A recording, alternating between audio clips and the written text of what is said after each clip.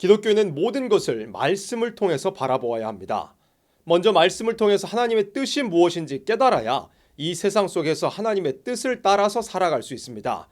기독교는 세상 정치를 바라볼 때도 성경적인 관점을 가져야 합니다. 무엇보다 먼저 알아야 할 것은 우리의 소망이 오직 예수님과 예수님께서 이루실 나라에 있다는 것입니다. 우리의 소망이 오직 예수님께 있다는 것은 사람을 기대하거나 의지하지 않는다는 것입니다. 모든 사람은 불완전하고 의지할 수 없는 존재입니다. 사람은 그 호흡이 코에 있어서 언제든지 그 호흡이 끊어지면 모든 도모가 당일에 소멸하는 연약한 존재입니다. 뿐만 아니라 모든 사람은 죄성을 가지고 있는 존재입니다. 그렇기 때문에 우리는 오직 예수님만을 기대하고 기다려야 합니다.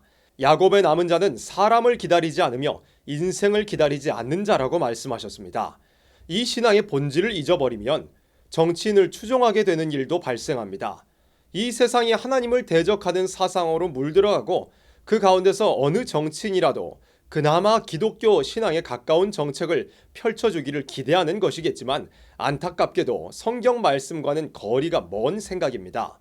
성경은 마지막 때 지도자들이 가장 선한 자라도 가시 같고 가장 정직한 자라도 찔레 울타리보다 더할 것이라고 말씀하셨습니다. 또한 민심이 악화된 사회 속에서 바른 정치 지도자가 나올 수 없을 것이라고도 말씀하셨습니다. 아이들과 같고 적자들과 같아서 인격과 자질이 결코 지도자답지 못한 자들이 지도자가 될 것을 말씀하셨습니다. 또한 잔인하고 포악한 자들이 지도자가 될 것도 말씀하셨습니다. 이 시대는 올바른 사람이 등장하더라도 지도자로 선출될 수 없는 악화된 사회이고 올바른 사람이라도 더러운 현실 정치 속에서는 타협할 수밖에 없는 시대입니다.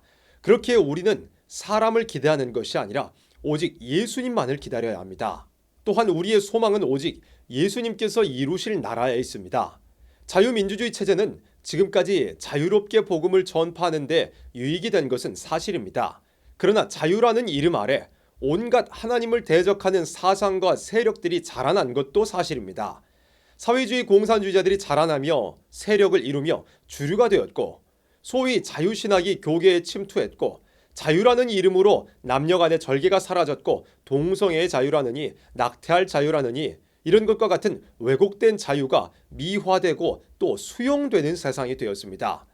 악인이 의인을 둘러싸는 시대가 될 것이라는 예언대로 민주주의는 악인이 의인을 삼키는 도구로 전락했습니다.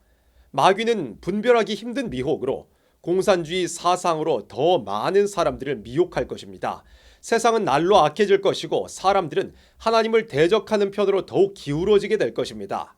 다수의 의견을 따라서 지도자를 선출하고 정책을 결정하는 민주주의는 악인이 득세하는 상황에서는 전혀 올바른 기능을 할 수 없게 됩니다.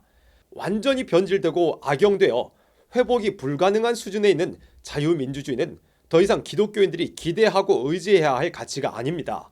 우리는 치료할 수 없는 이 세상을 뒤로하고 예수님이 다스리시는 나라에 들어갈 준비를 해야 합니다. 세상은 결국 악한 자들이 정권을 차지하고 하나님을 대적하는 방향으로 흘러갈 것입니다.